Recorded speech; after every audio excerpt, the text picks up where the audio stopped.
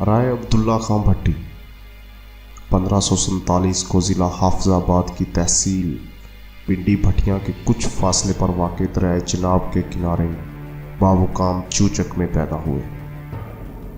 کہا جاتا ہے کہ جس وقت عبداللہ بھٹی پیدا ہوا تو اس کے جسم پر ایک نمایاں نشان تھا، جسے دیکھ کر دائی نے عبداللہ کی والدہ، جس کا نام تاریخ میں مائی لدھی ملتا ہے، کو بتایا کہ یہ بچہ عام بچوں سے مختلف ہے۔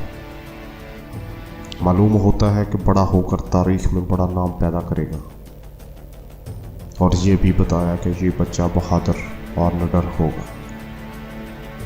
ایک روایت کے مطابق عبداللہ بھٹی کی پیدائش کے بعد اسے توسان چڑھی تلوار کا پانی دھو کر اس کے لبوں پر لگایا گیا تھا۔ عبداللہ بھٹی کا اصل نام عبداللہ تھا، مگر لاڈ پیار کی وجہ سے شروع ہی سے نام بگڑ گیا اور عبداللہ کی بجائے خاندان کے لوگ اور یار دوستوں میں عبداللہ بھٹی کے نام سے مشہور ہوا۔ پھر یہی نام تاریخ میں رقم ہوا۔ عبداللہ بھٹی کے والد کا نام فرید خان بھٹی تھا، اور فرید خان بھٹی کے والد کا نام یعنی عبداللہ بھٹی کے دادا کا نام بجلی خان المعروف ساندل بھٹی تھا۔ ان کا سب سے بڑا ذریعہ معاش زراعت تھا۔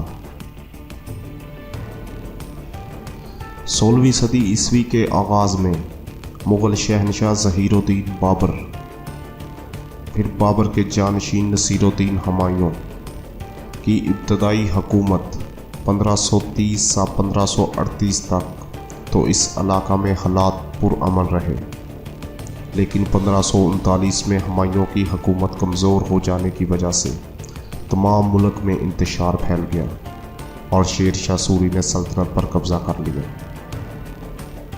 ان حالات کے پیش نظر بر صغیر میں کئی چھوٹی بڑی خود مختار ریاستیں بن گئیں۔ پنڈی بھٹیاں اور گرد و نواح کا علاقہ افواج کی گزرگاہ ہونے کی وجہ سے خصوصاً مغل حملہ آور یہاں کی تمام فصلوں اور چراگاہوں کو اجاڑ دیتے تھے اور آبادیوں میں لوٹ مار مچاتے۔ مزاحمت کرنے والوں کو قتل کر دیا جاتا اور ان آبادیوں کو آگ لگا دی جاتی۔ پھر عورتوں کی عصمت دری کے واقعات بھی اکثر رونما ہوتے تھے۔ ان حالات کے پیش نظر پنڈی بھٹیاں کے بھٹی مغل حملہ آوروں سے نفرت کرنے لگے اور یوں مغلوں کے خلاف دشمنی کا آغاز ہوا۔ عبداللہ بھٹی کے دادا بجلی خان المعروف ساندل بھٹی نے علاقائی خود مختاری اور تحفظ کے لیے ارد گرد کے قبائلی سرداروں کو ساتھ ملا لیا۔ پھر ان قبائل کی مدد سے ایک چھوٹی سی فوج منظم کر کے مغل دستوں پر چھاپا مار کارروائیاں شروع کر دی۔ چنانچہ آس پاس کے راجے اور سردار ان کی ماتحتی میں آنے لگے۔ جولائی 1555 میں ہمایوں 14 سال کی جلاوطنی کے بعد تخت دلی پر دوبارہ قبضہ کرنے میں کامیاب ہوا، اور جنوری 1556 میں دوبارہ تخت نشینی کے 6 ماہ بعد 26 جنوری 1558 کو ٹھوکر کھا کر گرا اور وفات پا گیا۔ نصیر الدین ہمایوں کی 6 ماہ کی بادشاہت کے دوران 23 جولائی 1555 تا 26 جنوری 1556 شہزادہ اکبر بیرم خان کی نگرانی میں مشرقی پنجاب کا گورنر رہا۔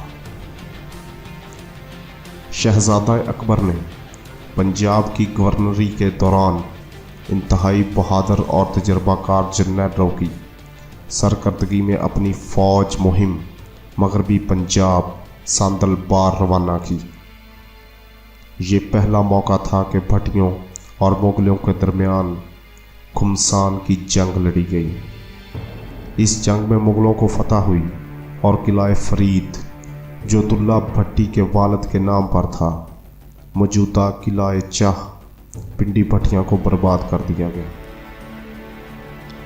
اس جنگ میں عبداللہ بھٹی کے والد فرید خان بھٹی اور دادا بجلی خان المعروف ساندل شدید زخمی ہوئے जिन्हें मुग़लों ने गिरफ्तार कर लिया और जंजीरों में जकड़ कर शाही किला लाहौर में बादशाह के सामने पेश किया गया। और बादशाह की अताअत, मुग़ल फ़ौज को अनाज की फराहमी और खराज की अदायगी की शराइत मंजूर करने और वफादार रहने के लिए कहा गया। इन शराइत के कबूल करने से दोनों बाप बेटों ने इनकार कर दिया। चनाचे दुल्ला भट्टी के वालिद फरीद खान और दादा सांदल भट्टी को बादशाह ने बागी करार दे दिया और दोनों के लिए फांसी का हुक्म जारी किया।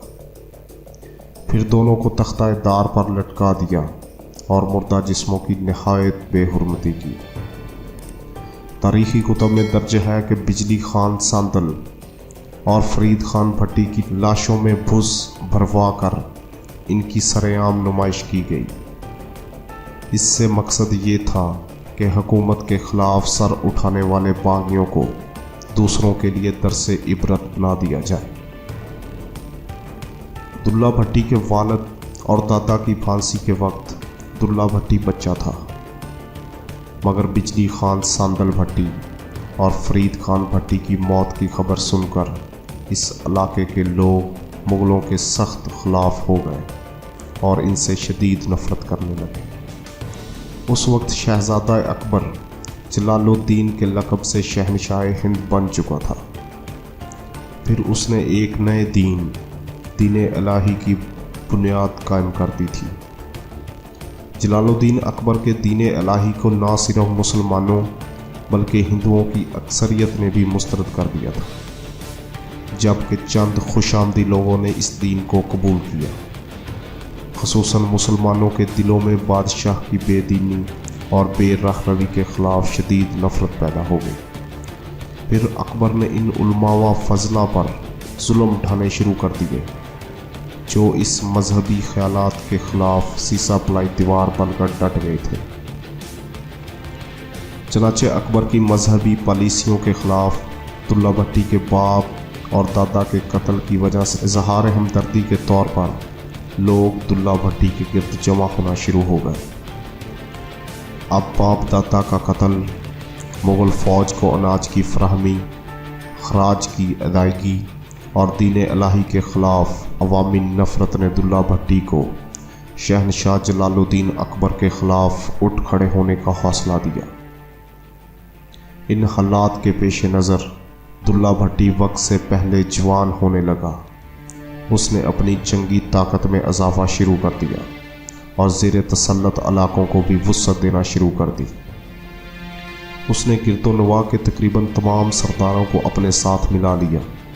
फिर जब मुग़लों का कोई काफ़िला इस इलाके से गुज़रता तो दुल्ला भट्टी उन पर बिजली बन कर गिरता और लूट मार के बाद अक्सरियत को यहाँ से जाना नसीब ना होता।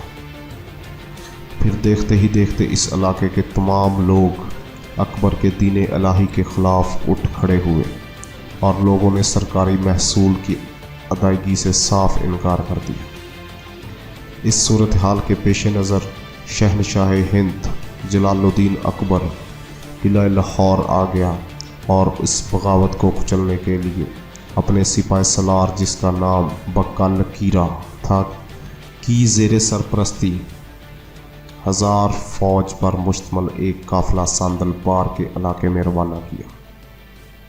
इन दिनों दुल्ला भट्टी पिंडी भटिया में वाक़ई एक किला में मुकीम था।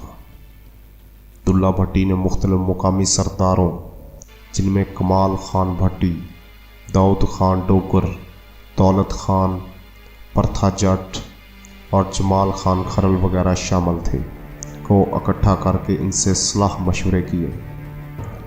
फिर जब उसे मुग़ल लश्कर की आमद की इत्तला मिली तो वो अपना लश्कर लेकर शुमाली रास्ता पर पहुंच गया। जब शाही फ़ौज के घोड़े इनकी जद में आ गए तो दुल्ला भट्टी ने अचानक हमला कर दिया। शाही फ़ौज इस अचानक हमले की वजह से हवास बाख्ता हो गई और फ़ौज में अफरा तफरी फैल गई।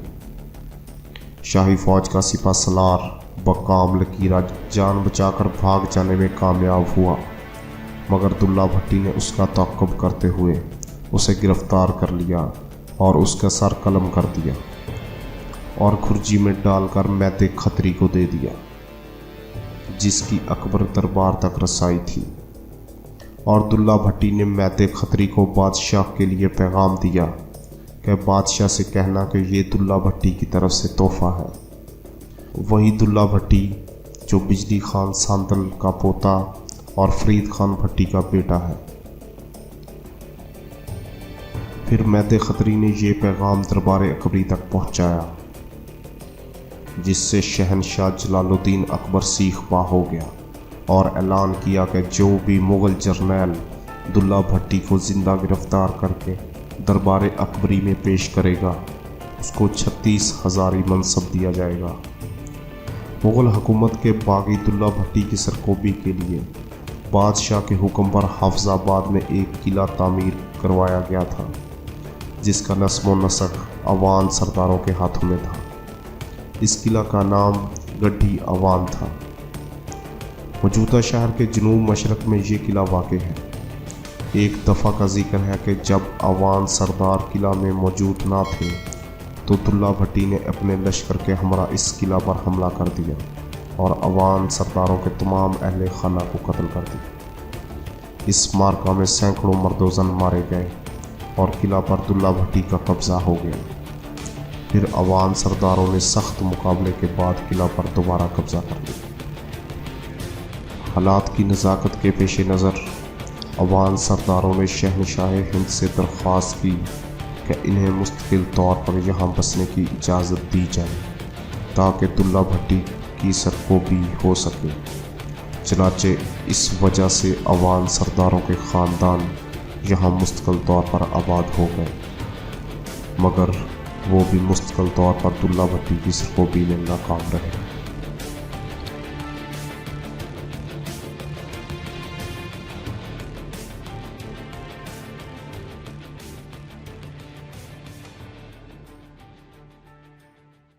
उम्मीद करता हूं कि आपको हमारी वीडियो पसंद आई होगी। तो दोस्तों, इस वीडियो को लाइक, शेयर और चैनल को सब्सक्राइब करना मत भूलें। शुक्रिया।